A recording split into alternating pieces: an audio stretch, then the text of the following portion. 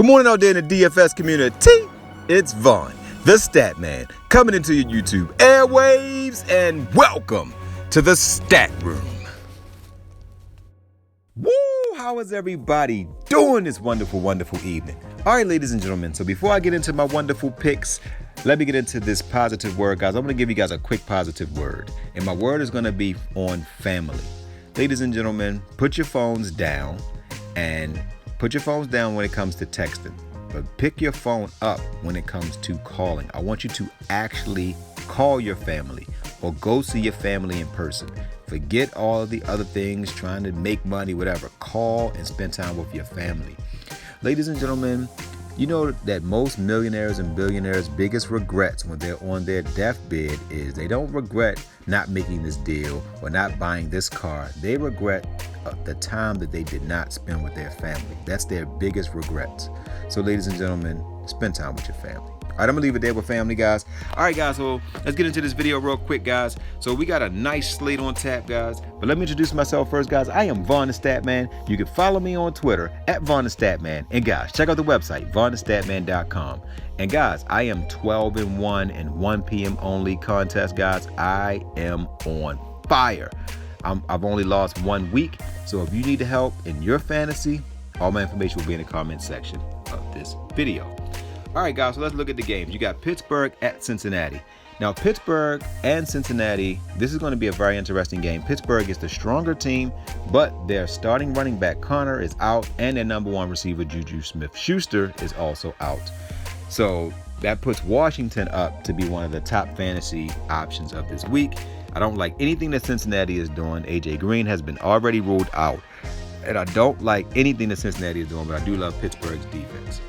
The New York Jets at Chicago. Now, Chicago, I was under the impression that Mitchell Trubisky was going to be out for the remainder of the season, but they just elected to start him this week, said he's healthy enough to play. Now, him and Danny Dimes, as they call him in New York, these two quarterbacks turn the ball over a lot, so I expect both of these defenses to have opportunity to have some pick sixes. Maybe I think Chicago takes one to the house.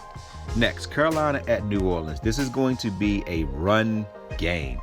This is going to be against both of these defenses are very excellent against the pass, but New Orleans' number one cornerback might actually be sidelined, but I don't like Carolina on the road in that dome, but I do like both teams being able to run the ball. Next, you have Tampa Bay at Atlanta. Two teams that can't stop the pass, but both teams are good against the run. So that's a game where, you know, once you study the matchups, you would know what players to use. Now, Detroit at Washington. You have two young quarterbacks going up against each other.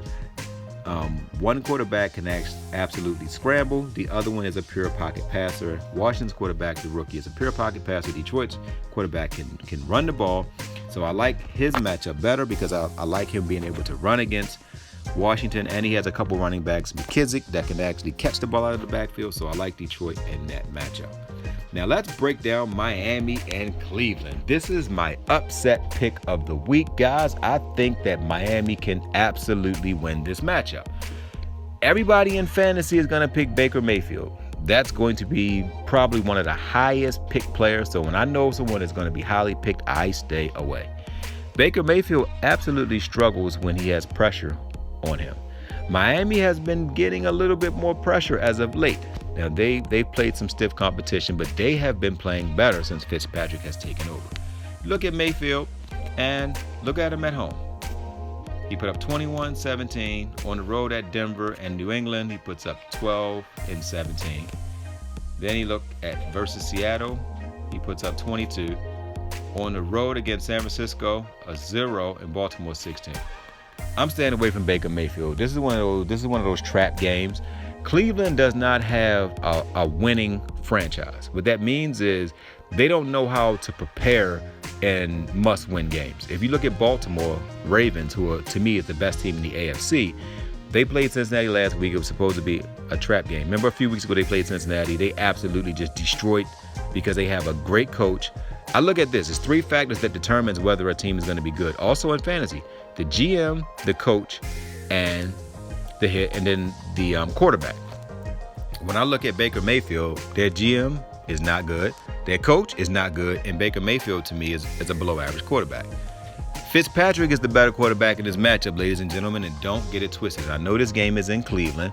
I know it's going to be cold and this, that, and the other. Fitzpatrick has no problem playing in the cold weather, guys. He played for Buffalo. I think that's a little bit colder than Cleveland. I love Fitzpatrick in this matchup because they're going to be behind.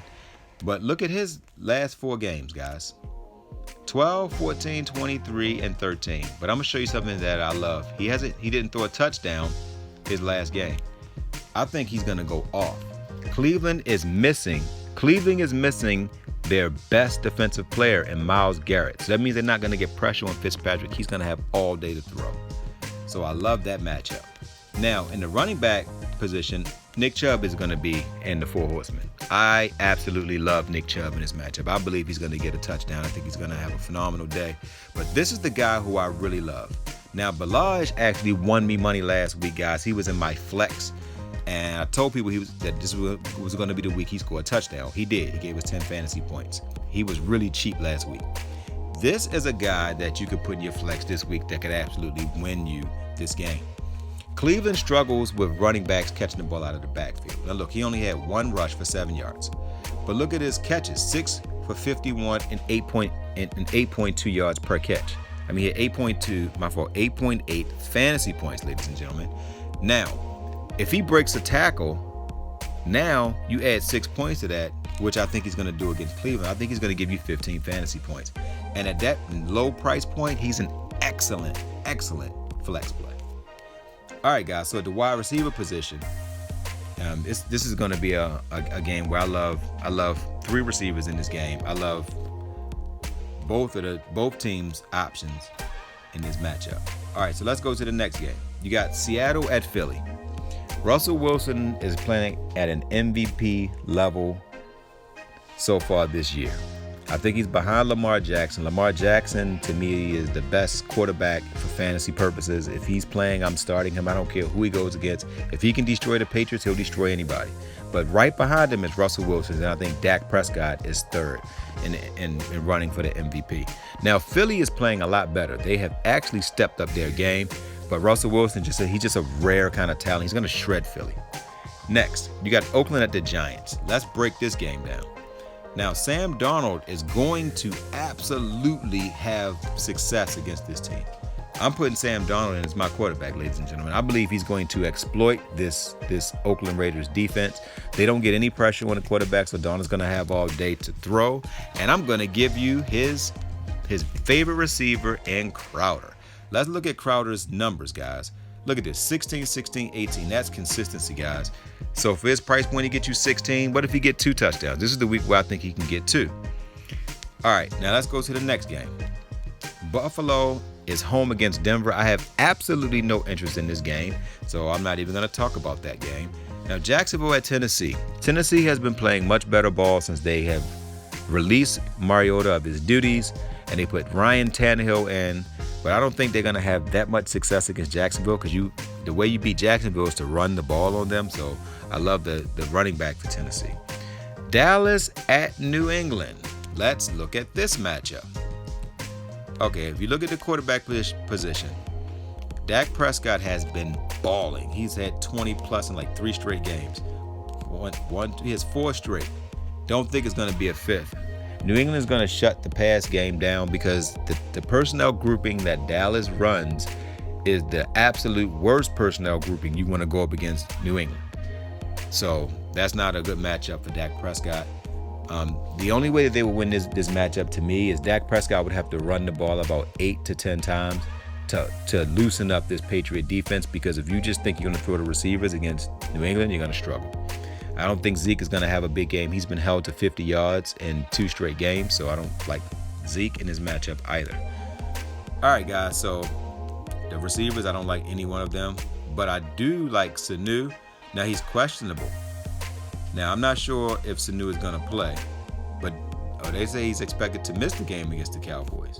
So without Sanu, the Patriots defense is going to be even more anemic. So I don't like that matchup at all. All right, guys, so the last game that we're gonna look at is, I'm gonna go back a few slots, and I'm gonna go back to the Seattle and Philly game. Now, Russell Wilson Like I told you, he's a rare breed. Now, if you look at this matchup against Philly, Philly has gotten better against the pass. But the player that I like in this matchup, everyone's going to go to Lockett and Metcalf. I think this is a time to actually roll with old Josh Gordon. You know, Josh Gordon he's had the bye week. He had 1 catch, then 2 catches. I think he's going to catch a few balls in this matchup. So I like that matchup, guys. I like Seattle in that matchup. All right, so let's go back and put Darnold back on because we had Darnold as our top quarterback. All right, guys, so last but not least, the boomstick. Player of the night is none other than Darren Waller. I love this matchup, guys. I believe Darren Waller is going to catch at least 6 balls in this matchup. He should be able to get into the end zone once, but we want him to get into the end zone twice. And this is a lineup that no one is going to play. No one's going to have Waller, Crowder, Chubb. Well, some people are going to have Chubb. He's going to be highly owned, but I don't care. Chubb is going to ball. And Darnold. This is a matchup that's perfect if you're playing the $1 million contest. I hope you use these 4 players, and it helps to put money into your pockets because the holidays are coming up, guys. So, guys, that's it, guys. I am on to today. So, guys, don't forget to win-win. That means give people what they want so you get what you want. And, guys, don't forget to think and ink. That means write it down so that way it can come true.